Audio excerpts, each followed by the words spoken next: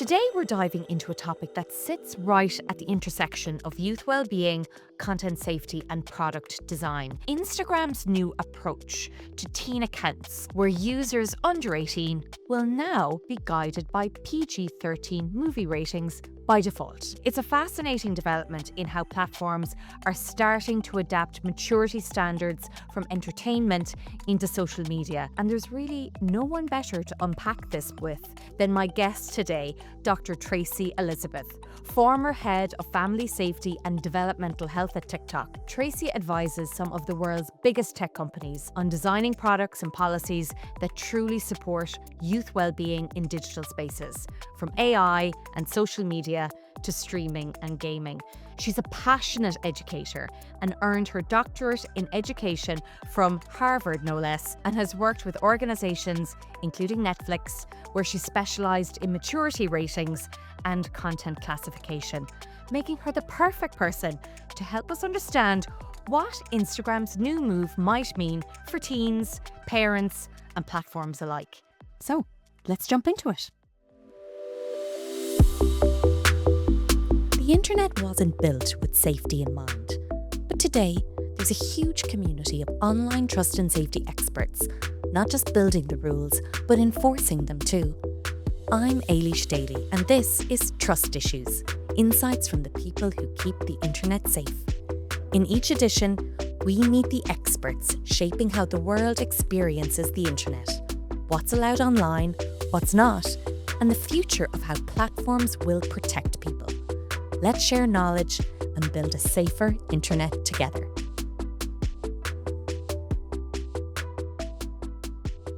Tracy, welcome to Trust Issues. I'm so happy you're here. Hey, thank you so much for having me. I'm super excited to be here, and particularly about this topic. Amazing. Well, look, Instagram now says teen accounts, they're going to be guided by PG-13 ratings by default. Tracy, what does that actually mean in practice, and why is it significant? Yeah, okay. So, first of all, I want to say that this is a really smart move by Instagram. I admire their ambition and I wish them all the success in pulling this off. And I see this as trailblazing. I think it's only a matter of time before we see all of the other big tech companies, social media platforms, and other types of what I call digital entertainment move towards something like film and television ratings in their digital spaces. Um, so what does this mean? Presumably, what this means is that we should expect that in the Instagram teen profile, that these teens will only be exposed to content that is what, interestingly, the United States describes as PG-13. And I want to call out for a second what's really interesting about PG is that PG stands for parental guidance. It doesn't mean parental mandate, right? It's like, hey, parents, we suggest you think about allowing your young person to be exposed to this content before they're exposed to it. So the fact that Instagram is going ahead and putting teens in that experience means that they are taking on, rightfully so, I believe, taking on the role of a parent or a caregiver in the absence of having that parent do this. And so I think that having the default setting be on for PG-13 is reasonable, and empowering parents or caregivers then to modify that setting is also reasonable. And is that a tricky decision to have made?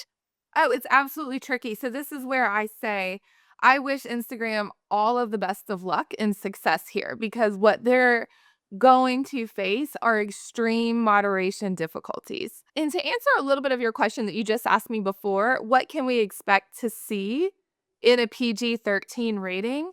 There's a couple of norms. So within the ratings world, we think about nudity and sexual activity, violence and gore, substances, profane language. So in this PG-13 world, what we're looking for is really light to no profanity. So none of those heavy hitters, the F word, other, I won't list them here, but like there really shouldn't be a lot of profanity in this content. The other thing that we should expect is to only have sexual innuendo and a little bit of exposed skin. So I'll be really interested to see how Instagram moderates and controls for these profanity, the sexual innuendo, and then also just to make it a little bit more complicated in this ratings category, you can reference substances. However, those references need to be accompanied with some sort of lesson or message about how dangerous substances can be for your body. So, what we're moving into is yes, that is a developmentally comfortable space for teens. And I'm curious to see how well Instagram is able to moderate or what they're going to do in that capacity for this content.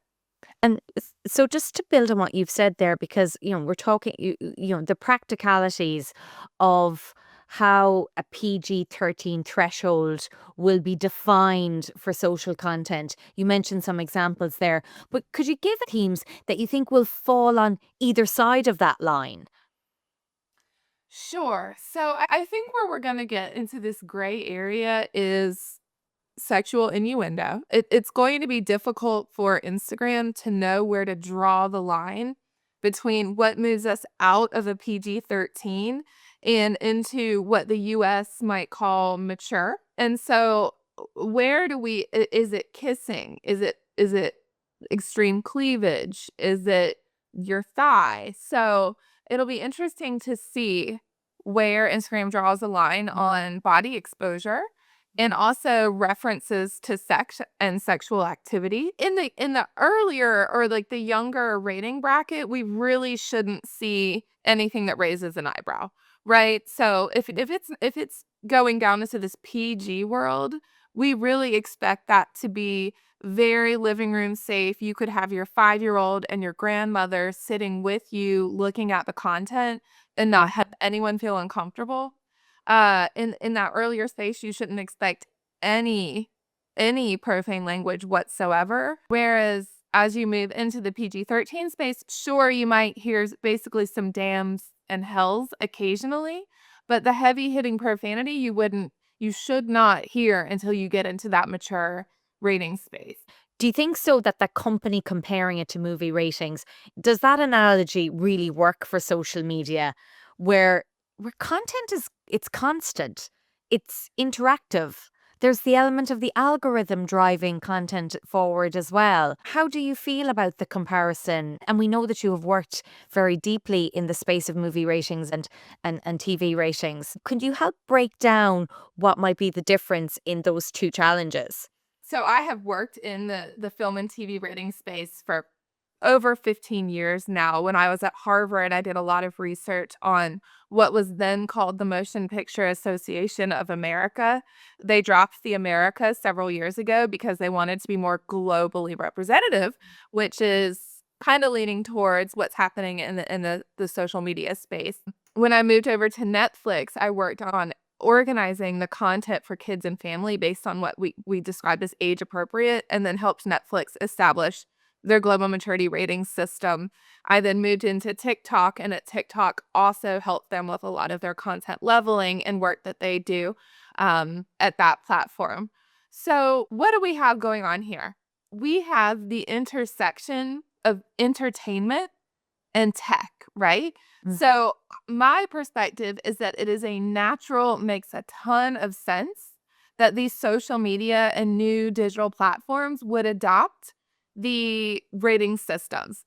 The reason for that is these systems are already pretty well established. So assuming Instagram or other companies, because I think it's going to happen fast, other companies adopt the similar evaluation systems to content that entertainment does.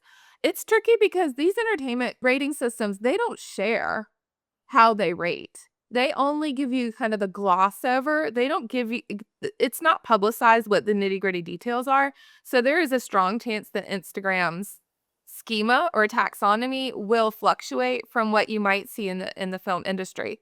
However, yes, I think it's a really smart, good move because What we know is that these media digital spaces are entertainment. This is the new format for people to consume content. Hmm. A big challenge that these social media companies are going to have is that they are user generated content, and that content is short, right? Short form, uploaded fast. So they have to rely strongly on the accuracy of their machine moderation or human moderation. In the film and television world, those companies, they have plenty of time Hmm. for moderators, humans, to review the content and then rate it exactly the way they believe it should be rated. So these tech companies don't have that luxury of time.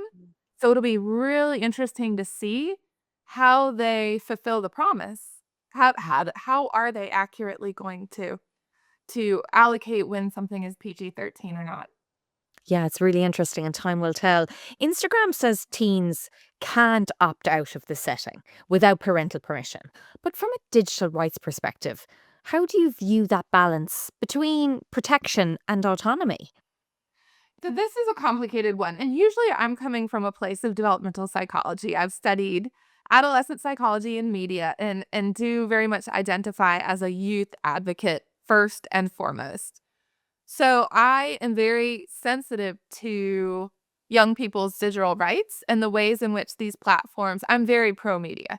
And the ways in which these platforms can enrich their lives from a creativity or social perspective. That being said, I strongly believe that it is the technology companies, all of these different companies, responsibility in the absence of regulation to err on the side of being conservative or safe, Mm. for lack of a better term, for young people.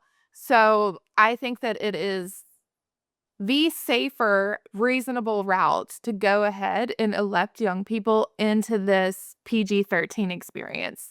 The fact that they've gone ahead and said, okay, a parent can opt you out of this is also is incredibly reasonable. So the parents are empowered to make choices for their individual teen.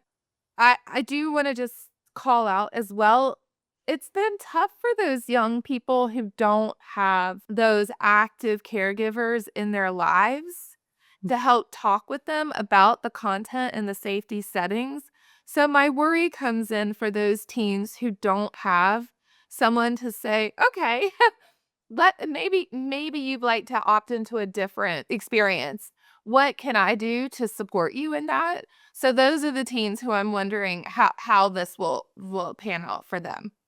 You would hope that there will be a follow through in supports for those, whether that is through digital literacy, either that's built into apps or to platforms, or more importantly, built into education systems so that it becomes a pivotal part of schooling in the same way that we learn about trigonometry and geography. One of the things that Instagram has also said is that it's going to use age prediction technology. Where a platform says it's going to use age prediction technology to assign protections, even if users misstate their age.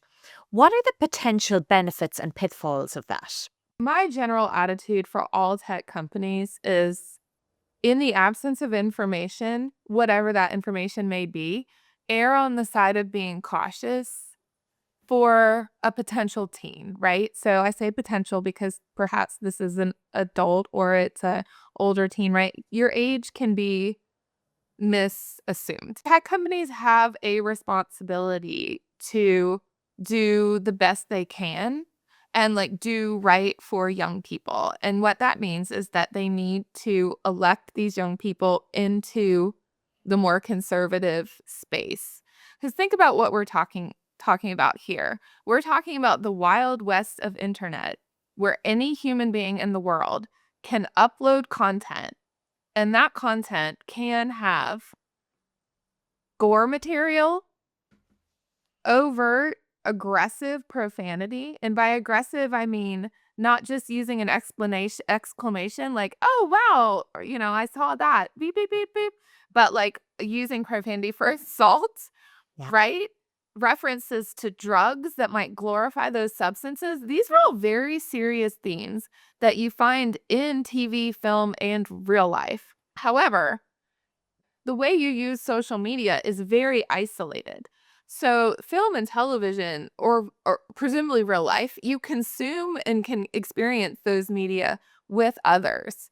Because teens are logging into an experience that's so one to one, these companies have a responsibility to say, okay, you might not have anybody in your life to say, "Whoa, whoa, whoa, don't look at that," or "Let's talk about that before you watch it," right? The companies really need to put these teens in a space that then, if they're ready for the guardrails to be lifted, an adult in their lives can help them make that choice. Otherwise, they need to stay in the more sanitized experience.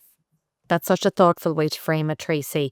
Um, one promise of this model also is that it filters out inappropriate content before teens see it. How confident can we be, though, that the system will actually work and avoid overblocking or missing harmful material? Are we applying the same logic where we're not sure we apply the conservative approach? I am actually very curious about this. I would love to be a fly on the wall behind the scenes at Instagram and other companies to see how they're moderating. That these companies will they cannot overpromise, because if they overpromise, they'll underdeliver. Moderating at that scale will always lead to some error.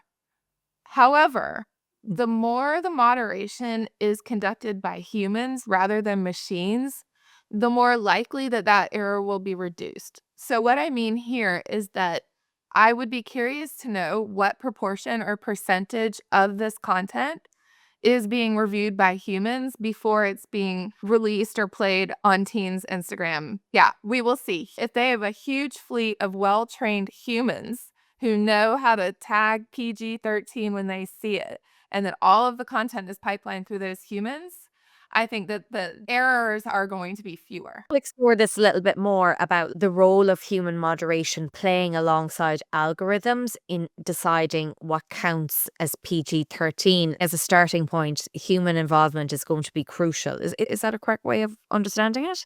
Absolutely, absolutely. So I kind of chuckle whenever I hear people say, like, "Oh, algorithms can't be biased," right? And it's like, "Oh, but wait a second. Who trained the algorithm? What biases did they have? And Mhm. how did they unconsciously or consciously pull those biases into the original models that were trained in order to then review content? Specifically, social media companies, and I've seen from my own experience, I have a lot of friends and colleagues in the teen space across all of these companies. And what I've seen very consistently is that these companies, including Instagram, hire people who genuinely love and care for young people. So I'm really reluctant and don't believe in that. Oh, this big bad guy doesn't care about young people. That's not true.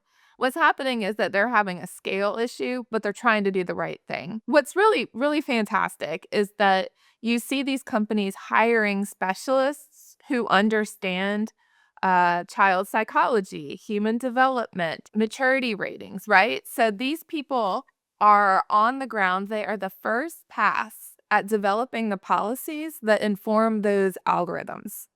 So, Mhm. as long as you have teams of people put in place who are thinking and meticulously looking through the policies that they're designing and writing in order to create these experiences for young people, and then Mhm. taking that information to train these foundational baseline models, you can hope that then the algorithms have baked within them this air of teen advocacy, safety, etc. But absolutely, the core foundation of algorithms and all of these newer models, you hear about the AI systems, they start with humans.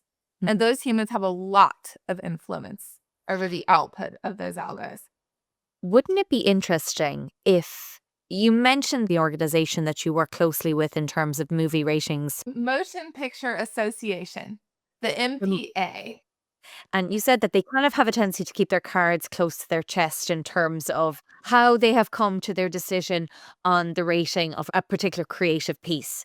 I wonder if there was some sort of collaboration between the MPA and a organization that was looking to classify content for a particular platform and, feeding the full devil of the detail of those decisions over maybe years, it could be decades, with a view to training a model to interpret what humans previously did on real pieces of art in order to make future decisions on pieces of content. Can you imagine a world where that might be possible? Oh, absolutely, especially now because we have such brilliant advancements in AI technology, which means that we can train these tools to just go through and comb through movies, televisions, right? And then spit out, "Hey, regardless of what you humans think you've done to rate this content, here's how it precisely really is rated." And then you could take that whole taxonomy or framework and pump it straight into an automated system that reviews user-generated content. So I wouldn't be surprised if some of these organizations are already thinking about this. And if they're not, congratulations, all of you. You can send a check to my house because I just gave you the winning strategy for how this will effectively work. Um, for real. For real. I do want to call out, though, something really important and super interesting is that while human development, adolescent development, and what we perceive to be safe or comfortable for teens from a human development perspective tends to be universal across the globe, right? The human brain develops at the same kind of general speed no matter where in the world you're born. However, cultural comfort for what families perceive to be okay for their kids and teens is different across the world. Mhm. So, what I'm very curious about is if we're starting with PG-13, which is started as an American maturity rating system, what about the other countries, right? So, we've got the BBFC, IFCO, we've got NICAM in the Netherlands. There's multiple the ACB in Australia. We've got multiple established maturity ratings boards globally. And from my work at Netflix, what I learned from working directly with these boards is that, sure, sometimes their maturity ratings systems agree on a specific theme. However, there are differences culturally from what these regions believe to be okay or not okay for their young people. So I'd really like to see how, as these entertainment social media rating systems evolve, how they start to incorporate the cultural sensitivities that matter so much to teens around the world. That's going to be incredibly important. Do you see any evidence or metrics that would convince you that Instagram's PG-13 default will ultimately make a real difference in reducing harm? Obviously, that data isn't going to be available right now, but have you seen data in the movie and entertainment space that suggests that the application of these kinds of, guidance actually do work in a meaningful way at reducing harms audiences? Yes, I have seen evidence that points two different directions. So, how can I break this down?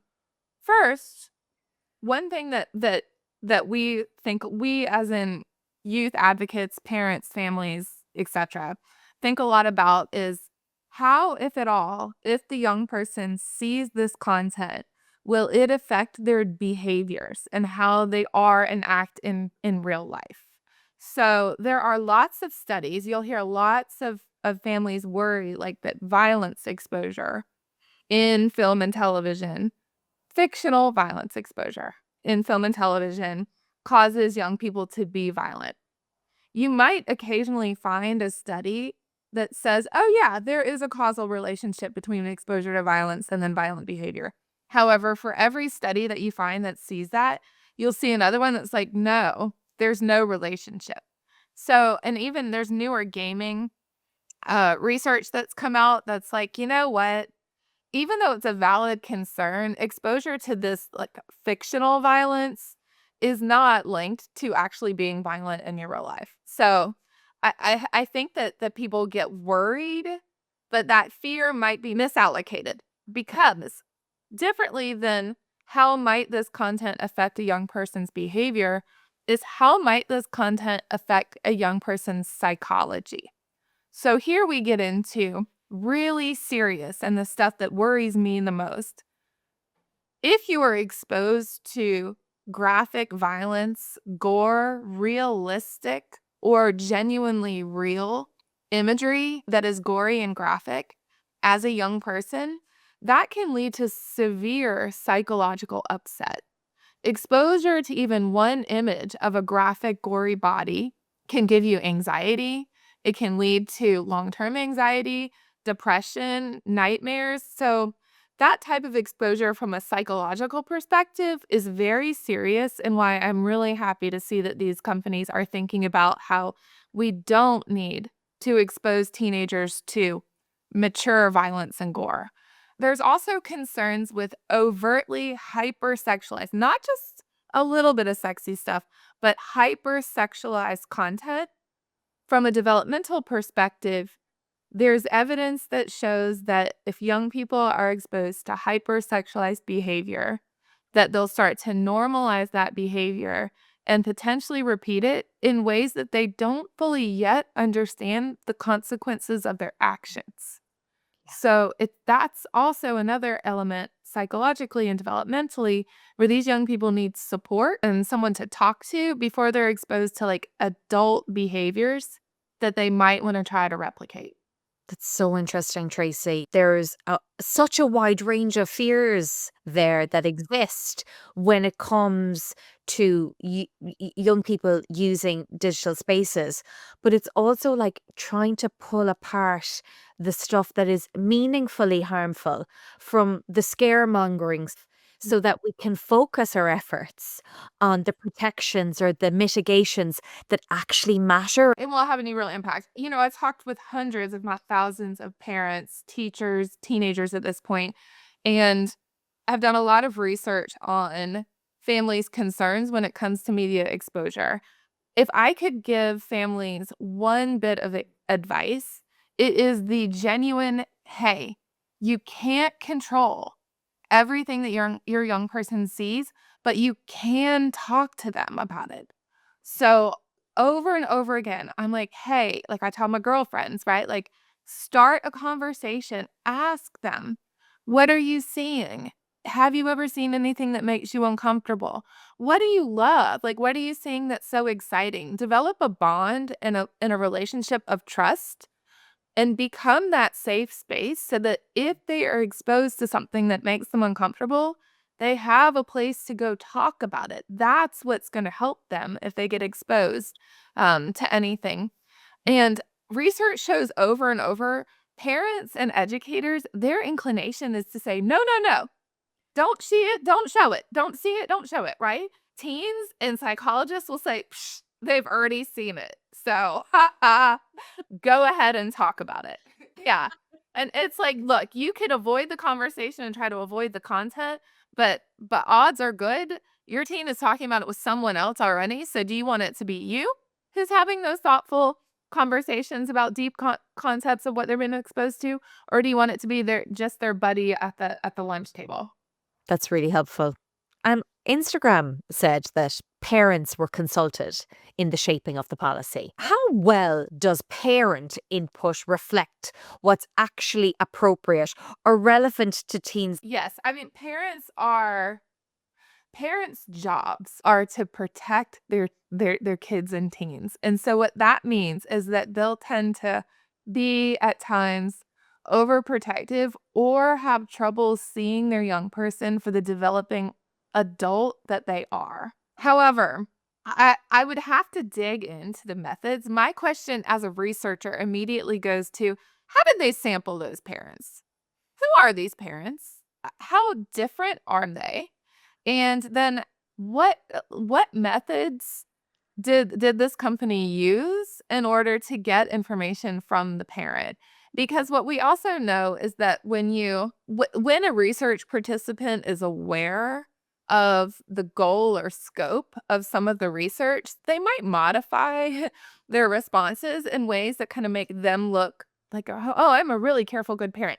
So, not at all to say that this research wasn't effective. I do know that companies like Instagram hire the best of researchers. So, I have good faith that they had high standards for their methodology. However, I would recommend that they interview more than just parents. I also believe what needs to be happening, if it hasn't, because it could, is an audit of content and then discussions with psychologists about how, if at all, might this content affect young people and what evidence already exists to show the relationship between that type of content and any type of psychological concern or real life behavior. Is there any advice that you might have for Instagram to ensure that the system remains culturally sensitive, given what we talked about earlier, that PG-13 can vary dramatically across countries and communities? I would encourage Instagram to immediately develop relationships with the global maturity ratings boards around the world. They probably already have, but they need to move away from exclusively the United States and start talking to these other boards. One that I think is particularly brilliant is the Netherlands rating system. And if there was a one-stop shop where I would encourage all companies to go, it is go to NICAM, NICAM. They train organizations, they train people on how to use their rating system. And what's very smart about their rating system is that it was developed by psychologists who understand and have done tons of research on how content affects young people, and then is updated annually and reviewed by folks who don't just have good intentions, but have informed, evidence based perspectives on how media affects young people. But really, these Mm. companies have got to get out there and develop relationships with these advisory boards and media boards. We love evidence based perspectives, don't we? Yes. Now, Yes. when you think about the critics that are worrying, oh my God, PG-13 default, that's going to push creators to self censor or to sanitize content. Do you see that as a risk? We discussed this quite a bit at Netflix. I worked with script writers, content creators, etc. At the stage of evaluating their scripts and rough cuts before allocating a final rating. And there always is fear that the artists will modify their content in order to fit or get a specific rating. However, what we found consistently is that if you just stay true to your art, Mhm. that's where you get the most views and likes and fame, right? So if you're an artist who uses a lot of profanity and has sexual innuendos, let's say you're a stand up comedian, right? Mhm. You're not, if you start to like rinse and wash your act, you might not actually be as popular anymore. So you need to stay true to your art form. And that it will be the most effective way that you will become the best in your ratings category. Be true to yourself and it'll work out. If you start to modify, it starts to feel phony, you'll lose your people. Mhm. Um, when you think of guardrails or feedback loops that should be in place to make sure the policy evolves as teen behaviors and cultural norms shift. I'd imagine there were things that were rated for under 13s 10 years ago that might be different now. Yeah, I mean, I think you just described it yourself. Like, we need feedback loops that analyze and look at cultural norms as society shifts. And that is the responsibility of any organization who is developing a content evaluation schema and then delivering a promise to the people on its platform that that schema will reflect the youth of that generation. Uh, and so this is should never be perceived as a one and done. You develop your rating system and then you're in constant communication and reevaluation with global boards and psychologists to better understand and fine grain the nuance of those ratings. And an example is, 15 years ago, it was very common you'd see in teen ratings around the world smoking, right? It was really normalized. No one really paid attention. There was a huge shift maybe about 10 years ago where media creators, because of the push of doctors and psychologists, started to see like, oh, we can't just have incidental, casual smoking of tobacco Mm-hmm. in content that's developed with a teen audience in mind or shown regularly to a teen audience. And so now you'll see in the more modern developed shows and content an absence of the normalize of smoking cigarettes unless there's some sort of, hey, that's bad for you, like message that it's not healthy. So there are like subtle ways that this has happened. And I think that that will continue as society progresses. And finally, if you, and I know you'd be amazing at this, so if you could design the next phase of this approach, what would a truly next generation teen safety model look like? Goodness, this is like my dream role right there. Uh, First of all, we would need to break down what is authentic safety as opposed to family comfort, because there's a big difference. There's a huge difference between audience or like age appropriateness and age appeal. So I'd really want to sit down and look at what are those big heavy hitters that are going to hurt, genuinely shown by science to hurt young people or potentially hurt them. Violence, graphic, bloody content, animal violence, things like that. Those are serious. And I would want to put in extreme policies that help machines and humans detect this vigorously. Then we move into this space of identity development and exploration, which is like sexual innuendo, gender, etc. And that's where we come into a cultural space where there's not evidence that shows that being exposed to, someone making out or exploring their sexuality is going to physically or psychologically damage a teen. However, families feel different about that content. So the other part of my dreams rating system would say, what culturally and from a family perspective can we bake in to make sure that this is comfortable for that specific family, and then give the families and the consumers of the content all the power. Push the button. I don't want to see kissing. I don't want to see beer, right? And do everything we can to use these tools to give individuals the levers they want in order to curate the content for themselves. There's so much power as well in that kind of choice, isn't there? Incredible power. And that's where we need to embrace this concept that people are individuals. One thing I hear a lot is that families don't really like the kind of cliche, like, your teen is an individual, and that means that they need individualized care. But that's the reality and truth. And not only teens, adults also. So as much as we can empower folks to tell these algorithms what they're not interested in, tell them what they love, tell these algorithms what they never want to see, that's going to be where you get to a healthy, enjoyable entertainment space for everyone. Fantastic. Tracy, thank you so much for joining me. It's always a pleasure talking with somebody who brings both the science and the heart to these conversations. I really really appreciate the way you helped us unpack what a PG-13 world might look like for teens online, and also what it'll take for platforms to get it right. And to anyone who's listening, thanks for tuning into Trust Issues.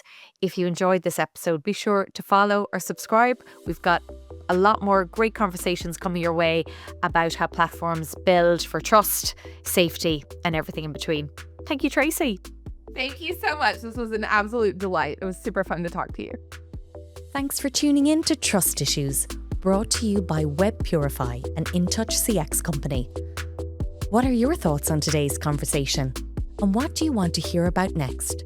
Get in touch with us on LinkedIn We'd love to keep the discussion going.